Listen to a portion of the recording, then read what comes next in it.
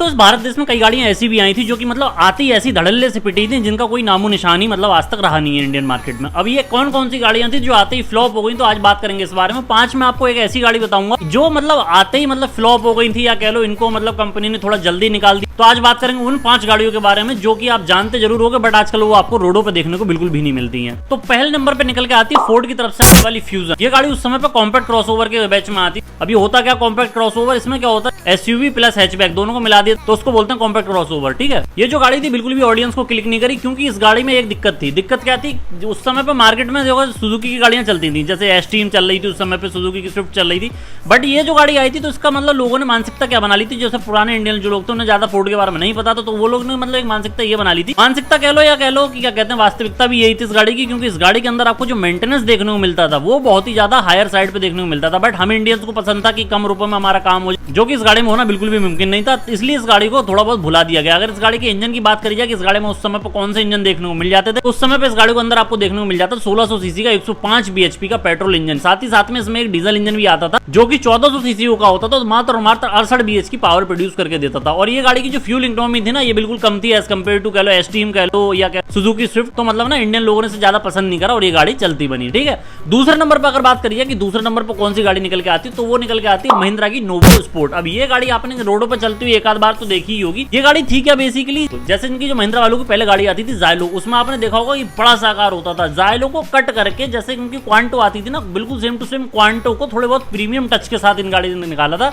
मतलब ज्यादा premium feature देखने को मिल जाते थे, हेडलाइट वेडलाइट पूरी बदल दी थी, आगे से आपको डीआरएल देखने को मिल जाते थे, थी पूरी क्वांटो ही, पूरा वही प्लेटफॉर्म था। और इस गाड़ी की पिटने की वजह क्या थी, ये गाड़ी पिट क्यों गई, इस गाड़ी के 2 बड़े भाई पहले से मार्केट में, एक तो क्वांटो और एक जायलो, दोनों देखने में सेम लगती थी। जब वही नहीं बिक रही थी ज्यादा, पहले उनका भी कोई मतलब मेरे हिसाब से ज्यादा तगड़ा इतिहास नहीं रहा जायलो और क्वांटो का। जब इन दोनों का ही तगड़ा इतिहास नहीं तो कंपनी ने पता नहीं क्यों नोवो स्पोर्ट लॉन्च कर दी, ज्यादा प्रीमियम फीचर्स के साथ दे दी, तो इन्हें लगा था कि लोग इसे खरीद लेंगे, बट लोगों ने इसे बिल्कुल भी पसंद नहीं। इसका जो पिटने का कारण था वो था इसके वियर्ड लुक्स और इसके जो डायनेमिक थे, ड्राइविंग डायनेमिक्स इस गाड़ी के बिल्कुल वाहियात से थे, लोगों को बिल्कुल भी चलाने में इस गाड़ी को मजा नहीं आता था। और उस समय पे एक से एक तगड़ी गाड़ी मौजूद थी, तो लोगों ने इस गाड़ी की तरफ बिल्कुल भी देखना पसंद नहीं करा और ये गाड़ी चलती बनी हमारे इंडियन मार्केट। और इस गाड़ी के अंदर आपको केवल और केवल उस समय पे 1500 सीसी का इंजन देखने को मिलता था जो कि 100 पीएस की पावर प्रोड्यूस करके देता था। अब बात करते हैं तीसरी गाड़ी की, जो तीसरी गाड़ी बुरी तरीके से फ्लॉप हुई इंडियन मार्केट में, वो थी टाटा की तरफ से आने वाली टाटा बोल्ट। अब ये जो गाड़ी थी ये कंपनी ने लॉन्च करी थी, अपनी जो इनकी इंडिका विस्टा आती थी उसको इन लोगों ने पहले बंद कर दिया था, फिर इसके बाद इन लोगों ने ये वाली गाड़ी लॉन्च करी थी। इन लोगों को लगा था कि थोड़े बहुत मॉडर्न लुक देने से या कह लो थोड़े बहुत अच्छे फीचर देने से गाड़ी चल जाएगी, पर इंडियन लोगों को ये गाड़ी बिल्कुल भी पसंद नहीं आई। ज्यादातर लोगों को ये गाड़ी अपीलिंग बिल्कुल भी देखने में नहीं लगती थी क्योंकि बिल्कुल सिंपल सी लगती थी, और लोगों को EV2 जो आती थी या कह लो टाटा इंडिका टर्बो आती थी बिल्कुल थोड़ा बहुत हूबहू उससे मैच लगती थी, इसलिए लोगों ने ज्यादा खरीदा नहीं या कह लो इसको थोड़ा बहुत इग्नोर कर दिया। इस गाड़ी के अंदर आपको 2 इंजन देखने को मिल जाते, एक इंजन इसमें आपको 1200 सीसी का 90 पीएस के साथ पेट्रोल का इंजन देखने को मिल जाता था, साथ ही साथ में अगर डीजल वाले की बात करें तो 1300 सीसी का 75 हॉर्स पावर का डीजल इंजन भी इस गाड़ी में आपको देखने को मिल जाता था। अब इसको फ्लॉप होने का मेरे हिसाब से ये कारण और था क्योंकि मार्केट में जब स्विफ्ट जैसी गाड़ी चल रही है या कह लो i20 जैसी गाड़ी चल रही है तो दबदबा इन गाड़ियों को था ही शुरू से ही, और कह लो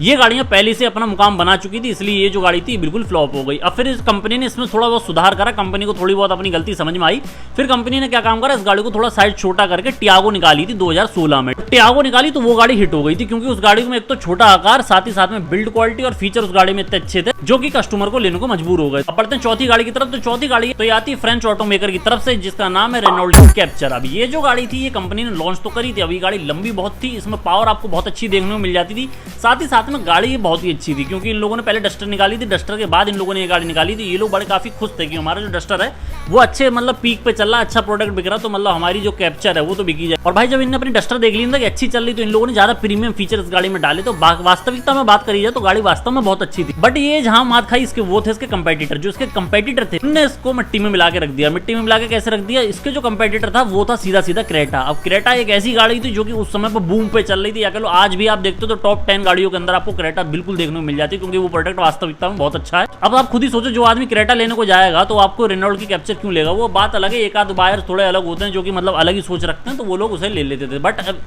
अगर बात करी जाए इस गाड़ी के इंजन की तो इस गाड़ी में आपको 2 इंजन देखने को मिलते थे। पहला इंजन रहता था 1600 सीसी का इंजन जो कि आपको 105 पीएस की पावर प्रोड्यूस करके देता था, जो कि पेट्रोल इंजन रहता था। दूसरा इंजन इसमें रहता था वो रहता था 1500 सीसी का डीजल इंजन जो कि आपको 110 पीएस की पावर प्रोड्यूस करके देता था। सेम इंजन जो कि आपको डस्टर में देखने को मिलता था। डस्टर में आपको 2 इंजन देखने को मिलते थे, एक तो 80 बीएचपी वाला और एक 110 बीएचपी वाला। ठीक, क्रेटा गाड़ी की मार्केट आ गई, वरना ये गाड़ी बहुत अच्छी थी, बिकती भी अच्छी, बट क्रेटा की वजह से ये बिकना बंद हो गई। ठीक, अब बात करते हैं अपनी 5वीं गाड़ी की तरफ। तो 5वीं गाड़ी आती है डेटसन की तरफ से गो प्लस। जब आप नाम सुनते हो डेटसन गो तो आपके मन में एक चीज आती होगी यार, डेटसन गो कौन सी गाड़ी है, और गो प्लस की तो बात ही छोड़ दो, प्लस तो काफी लोग जानते भी नहीं होंगे। तो दोस्त एक डेटसन की गो गाड़ी आती थी जो कि बहुत ही छोटी सी गाड़ी थी, फैमिली कार थी। इसके अंदर आपको 1200 सीसी का पेट्रोल इंजन देखने को मिल जाता था जो कि 68 PS की पावर प्रोड्यूस करके देता था। ठीक, पहले से ही वो गाड़ी ज्यादातर लोग उस पर विश्वास नहीं करते थे क्योंकि छोटी गाड़ी है भाई डेटसन का, मतलब हमारे इंडियन लोगों को पता ही है आपकी क्या कहते हैं मारुति सुजुकी या हुंडई की गाड़ियां समझ में आती हैं, बट ये डेटसन वेटसन ऐसी कंपनी लोगों को ज्यादा लुभाती नहीं है, या कह लो लोग इन पर जल्दी विश्वास नहीं कर पाते हैं। ठीक है, फिर कंपनी ने गलती क्या करी, वो तो पहले से फ्लॉप कर दी, तो इन लोगों ने क्या काम करा, वो गाड़ी तो थी छोटी, अब उसके अंदर ही सेम 2 सीटें और लगा दी। 5 सीटर तो गाड़ी पहले से थी, 7 सीटर गाड़ी आपको उसको बना दी। ठीक,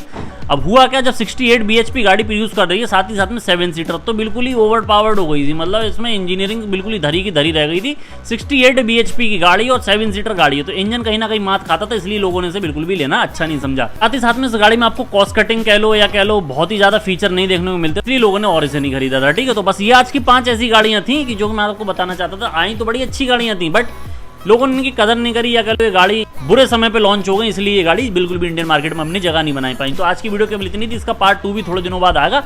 अगर आपको इस वीडियो से रिलेटेड कोई भी क्वेरी हो तो कमेंट सेक्शन में बिल्कुल पूछ सकते हैं। तो thank you for watching this video. If you like the video please subscribe to my channel.